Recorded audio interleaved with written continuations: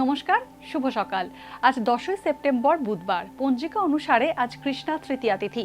আজ সারাদিন থাকবে বৃদ্ধি যোগ ও ধ্রুব যোগের প্রভাব। এর পাশাপাশি আজ থাকবে অশ্বিনী নক্ষত্র ও রেবতী নক্ষত্র। মেষ, বৃষ ও মিথুন রাশির জাতকদের ভাগ্যে আজ কি আছে জেনে নিন।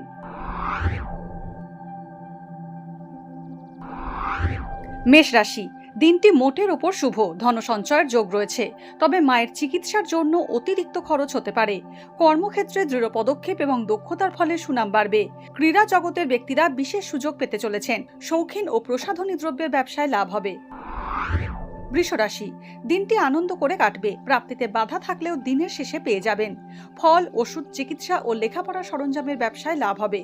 ওকালতি যাদের পেশা সেই সব ব্যক্তিরা আর্থিকভাবে লাভবান হবেন। অহেতুক চিন্তা এড়িয়ে যান, চোখের সমস্যায় কষ্ট পেতে পারেন।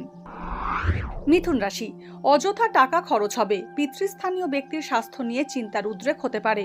আত্মীয়ের সঙ্গে শত্রুতা জন্ম নিতে পারে। ব্যবসায়ীদের ব্যবসা ভালো চলবে। লাভ হলেও খরচ বাড়ার যোগ রয়েছে।